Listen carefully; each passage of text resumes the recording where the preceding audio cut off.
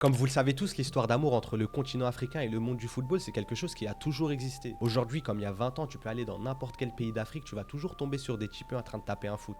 Et ça, ça a fait du continent africain une vraie terre de football. Il y a plein de joueurs légendaires qui sont issus de ce continent, de Didier Drogba, Roger Mila, Hakimi, Sadio Mané, Adebayor, bref, on peut en citer pendant des heures. Mais récemment, parmi tous les pays composant le continent africain, il y en a un qui s'est démarqué de par ses exploits dans les compétitions internationales, qui est tout simplement le Royaume du Maroc. Et c'est pour ça qu'en 2026, ils se sont vus l'honneur d'accueillir la Coupe d'Afrique des Nations, compétition dans laquelle tous les pays d'Afrique s'affrontent pour savoir qui est la meilleure équipe footballistiquement parlant d'Afrique. Et cette compétition, tu connais, on a grandi avec, depuis petit peu on la regarde. Et il y a plein de belles choses dans cette compétition, de l'ambiance, une mise en valeur de la culture de plein de pays africains, un rayonnement à l'international, mais il y a aussi plein de mauvaises choses. Et cette année, malheureusement, les seules choses qu'on va retenir, et à juste titre parce que c'était vraiment une dinguerie, c'est tous les aspects négatifs qu'il y a eu dans cette compétition et notamment dans la finale. Ça a été un chaos de malade mental. Et croyez-moi, c'est beaucoup plus profond et beaucoup plus important que vous le pensez, notamment sur les mentalités du continent africain, et on va voir ça tout de suite.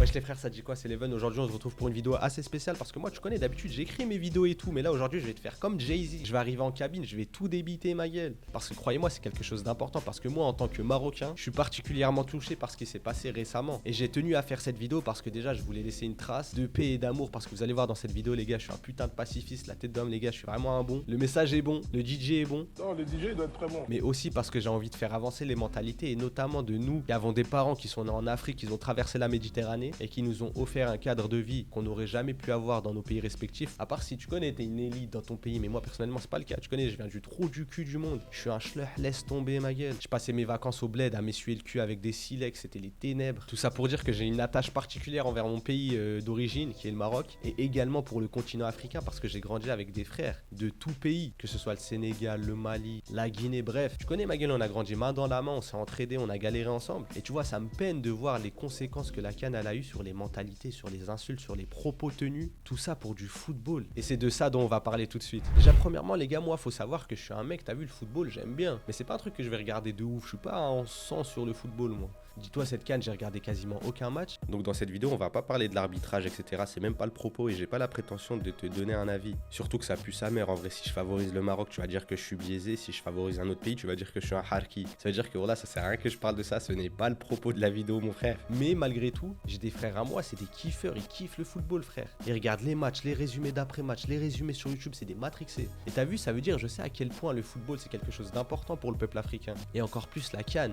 Parce qu'il y a une rivalité entre tous les pays africains et c'est quelque chose de en soi relativement sain quand on se pousse vers le haut, quand on fait en sorte de se dépasser. Mais malheureusement dans le cas de l'Afrique, c'est différent des autres continents parce qu'il y a une rivalité malsaine qui s'est installée depuis plusieurs années, voire plusieurs décennies, qui nous a toujours freinés dans nos mentalités. Et encore plus quand on parle de football. Parce que moi c'est ça qui m'a peiné le plus en vrai. Encore une fois je le répète, je sais à quel point le football c'est important, mais moi j'aurais kiffé gagner la CAN. Wallah, t'imagines pas à quel point. Mais j'arrive à prendre du recul et à me dire que c'est du football. Et que même si on perd, ça fait partie du jeu. Qu'il y ait eu des décisions arbitrales tuba et tout. Ça c'est une chose, je comprends l'énervement des autres pays, notamment du Sénégal, c'est tout à fait normal. Mais moi je te parle pas des joueurs sur le terrain, parce que le fait qu'ils quittent le terrain au milieu du match, m'en bats les couilles, c'est des professionnels. Ils sont payés des millions d'euros, c'est des professionnels, normalement ils savent se tenir, ils vont en assumer les conséquences ou pas s'il y en a. Mais c'est pas de ça dont on va parler, moi c'est surtout du peuple dont j'ai envie de vous parler. Parce que je pense que vous l'avez tous vu, mais même si les réseaux sociaux c'est pas quelque chose qui reflète la réalité, force est de constater que cette année, cette édition de la CAN, c'était quand même très représentatif. Que ce soit les messages de haine qui dépassent les limites de l'acceptable, parce que c'est une chose de charrier, de vanner et tout.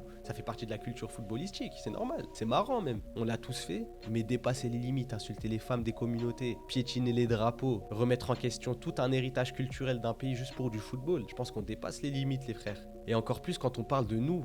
Ayant grandi en Europe, nos parents ils ont traversé la Méditerranée, ils se sont battus corps et âme pour que ma gueule on ait un cadre de vie propice et surtout qu'on ait des mentalités différentes, qu'on évolue, qu'on fasse évoluer l'Afrique vers quelque chose de positif. Parce qu'il faut pas se mentir qu'on a toujours été les dindons de la farce. Historiquement, ma gueule, on s'est fait washi tout le long de notre histoire. Et là je vois les détracteurs déjà arriver, ouais mais le Maroc c'est pas africain, nique ta mère. Wallah, quand je regarde une carte, je vois le Maroc en Afrique, moi frérot. Et même pour tous les Marocains qui estiment qu'on aurait dû faire partie de l'Europe, les frères, arrêtez de faire les suceurs de bites. Ils nous voient comme des chameaux, ma gueule, ils nous ont colonisés encore aujourd'hui, ils nous tiennent en laisse limite. C'est là ce que je dis, mais Wallah, c'est réel, ma gueule. On est en train de s'émanciper un peu. Mais ma gueule, ça reste des gens qui ont ce besoin de supériorité envers nous et ils vont jamais nous accepter, ils vont jamais nous considérer comme Européens, même si tu faisais la demande. Donc arrête de lécher des chibres, arrête de lécher la veine qui se barre sur le tech des Occidentaux et revenez à vos racines.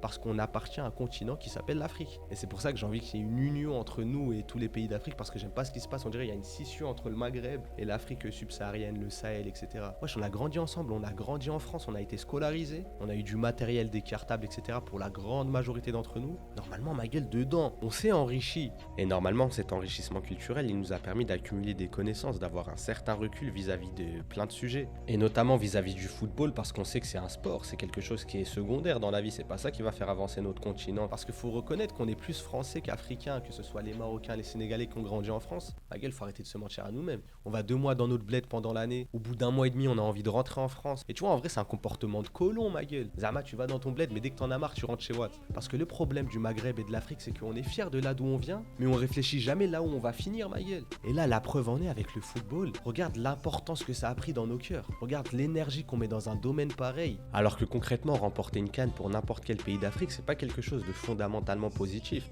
Alors évidemment, il y a le prestige d'avoir gagné une compétition sportive, etc. Ça, je dis pas l'inverse. C'est juste que la manière dont on en fait des caisses, alors que c'est une compétition qui est même pas regardée internationalement, genre le rayonnement culturel de la Coupe d'Afrique des Nations, c'est pas un truc de ouf, hein. À la limite, il y a nous qui la regardons parce qu'on est issus de ce continent et quelques Européens qui sont des kiffeurs de foot. Mais la manière dont on en fait des caisses, la dernière fois, j'étais en cours de management et le prof, il parlait du management du sport. Et à un moment, il parle de la CAN et lui, il a dit qu'il regardait pas les matchs et qu'il regardait juste les résumés, les scores et les dramas, frère. En gros, il nous voit comme des singes, ma gueule, comme des gladiateurs à qui t'envoient des raisins. Allez, tapez-vous dessus, là, vous nous faites marrer, là. Eh ouais, frère, on est voilà, on est les dindons de la farce, gros. Alors qu'il se passe des atrocités en Afrique et on met pas du tout la même énergie, ma gueule. Et t'as vu, je suis pas en train de te faire le grand frère moralisateur qui casse les couilles. Tu connais, quand tu sors de la chicha, ils viennent te faire un rappel et tout, ils ont rien compris. Non. Mais je sais que t'as un cerveau, je sais que t'es un mec, t'as une sensibilité et tout, t'as envie de voir tes compatriotes évoluer. Mais cette énergie dans d'autres domaines, parce qu'en Afrique et au Maghreb, il y a plein de lacunes qu'on a.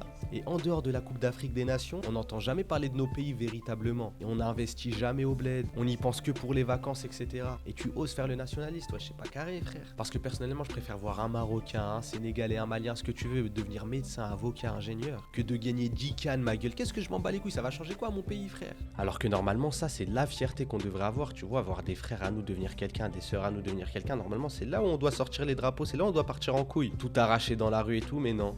Nous, on le fait pour du football. On n'a pas le sens des priorités, frère, et je vais pas vous l'apprendre, mais le continent africain, c'est un continent qui souffre de beaucoup d'urgences humanitaires.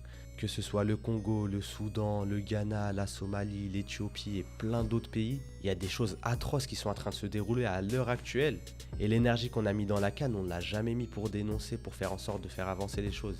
Et c'est pour ça, dans cette vidéo, à aucun moment tu m'as vu en train de parler des gens qui insultent le Maroc, qui parlent mal de l'organisation, etc. Parce qu'il y a des priorités, il y a des choses beaucoup plus importantes que de répondre à la haine par la haine. C'est du football, frère. Mais je sais pas, moi par exemple, un pays comme la Chine, il y a plusieurs décennies, ils étaient plus bactères économiquement parlant, etc. Bon, ils font pas face aux mêmes contraintes que nous on a, notamment avec notre passé colonial, etc. Mais ils ont su remonter la pente et tout ça, ils le doivent à leur peuple. Parce que la Chine, quand ils perdent une compétition à l'international sportive, ils sont déçus, tu vois, ils ont le seum. Mais le lendemain, ils sont en train de créer la 6G. Ils sont patriotes en silence, ils sont patriotes dans leur cœur. Nous frères, on est patriotes que quand il y a des matchs de foot. En dehors de ça, on n'investit jamais au bled. On fait jamais les causes pour faire avancer notre continent. Et on prône la désunion à l'union, frère. Enfin bref, tout ça pour dire qu'il reste énormément d'espoir parce que c'est à nous, la jeunesse, la génération miracle, de faire en sorte de faire avancer les choses. On a eu beaucoup plus de chance dans la vie que nos parents et nos arrière-grands-parents, que ce soit intellectuellement, culturellement, sur plein d'aspects. On a une ouverture au monde qui est différente de la leur. Et c'est pour ça que j'ai tenu à faire cette vidéo, parce que j'ai envie de la mettre à profit. J'ai envie de faire en sorte que l'Afrique soit unie, qu'on ait des perspectives différentes de la vie que seulement s'enjailler quand il y a du foot pour rien du tout. Et encore pire, se dénigrer, créer de la fitna juste pour une compétition sportive qui va rien changer à nos vies et à nos pays respectifs. Il y a énormément d'espoir, les frères. Venez, on reste unis, ma gueule. Venez, on fait comme comment on a grandi. C'est parfois ce que je dirais, mais même dans les braquages, même dans les trucs comme ça, on était unis, ma gueule. Faut qu'on reste avec cette mentalité. On a été dans la galère ensemble, faut qu'on soit dans la réussite ensemble, les frères. En tout cas, les frères, c'était l'event vers un monde nouveau, vers une Afrique magnifique. Oh, ça rime. Voilà, Jay-Z, je t'ai dit, mon frère. Tout est dans la tête, je débite seulement. En tout cas, les frères, abonnez-vous. On s'attrape sur YouTube pour une vidéo dans 3-4 jours, je pense. Et que de l'amour, c'était l'event. Merci, les frères.